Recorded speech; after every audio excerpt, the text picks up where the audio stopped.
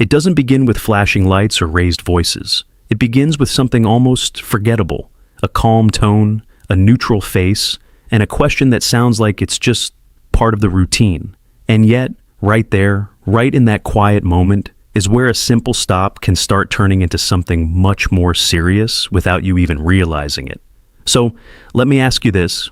When an officer asks you a harmless safety question during a stop, do you answer instantly just to look cooperative, or do you ever stop and think about what that answer could lead to?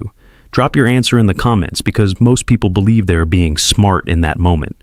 But what they're actually doing is opening a door they don't even see. And once that door opens, it doesn't always close easily. Here's the part people don't talk about enough. That simple safety check isn't really about safety most of the time. It's about expansion. It's about taking a situation that starts small and seeing if it can legally grow into something bigger. And the way it grows isn't through force or pressure. It grows through conversation. That's what catches people off guard, because nothing feels aggressive. Nothing feels like an accusation. In fact, it often feels like the officer is being polite, maybe even giving you a chance to explain things. But in reality, you're being invited to build a narrative. And once you start building a narrative, every piece of it matters. Let's walk through how this actually plays out in real life. You're pulled over. Maybe it's for something minor, slight speeding, a missed signal, something that, in your mind, should be quick and simple. The officer approaches, you hand over your documents, everything feels normal. Then comes the question, where are you coming from? You answer casually. Maybe you say, just came from a bar, or I was at a friend's place, or heading home from a party. Feels harmless, right? But now, something has changed. Now the officer has context. Now there's a direction. And with direction comes the next step. Have you had anything to drink tonight? This is where the situation starts to tighten, because whatever you say next doesn't just answer a question, it creates a pathway. If you say yes, even casually, that can justify further checks. If you hesitate, that hesitation becomes part of the observation. If you try to explain too much, that explanation gets analyzed piece by piece. And here's what most people don't realize. Even a completely honest answer can still complicate things. Not because honesty is wrong, but because it introduces details that can be interpreted, compared, and sometimes used to move the situation forward.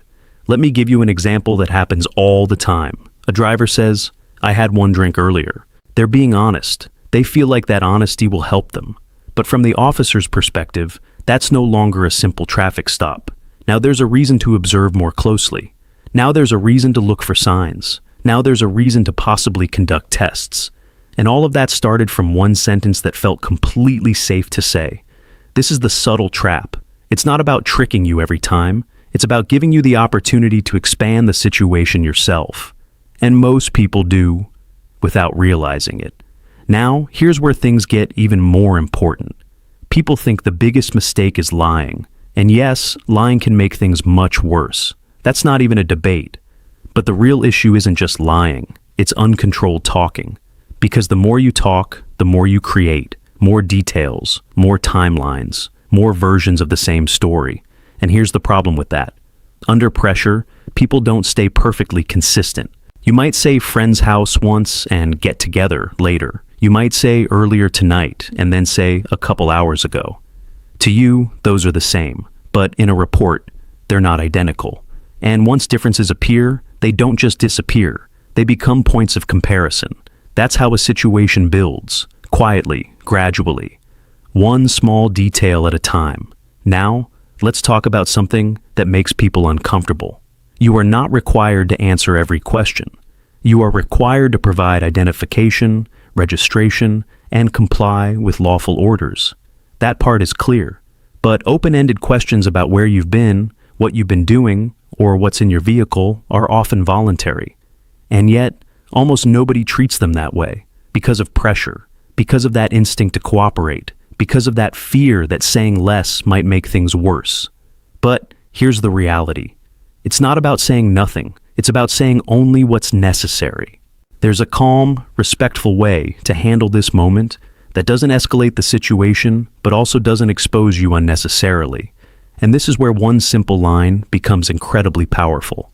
Instead of getting pulled into a long explanation, you can say, clearly and calmly, I'm happy to provide what's required, but I'd prefer not to answer additional questions.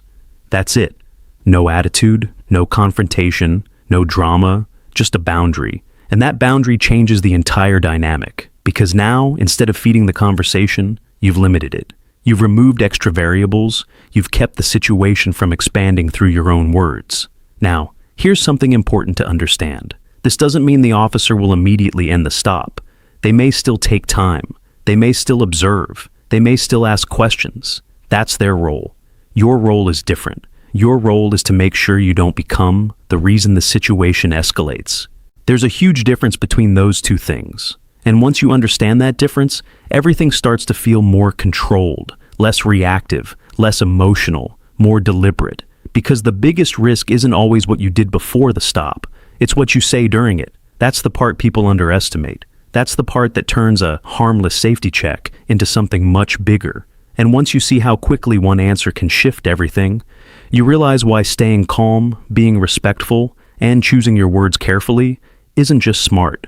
It's essential. Because in that moment, you're not just answering a question.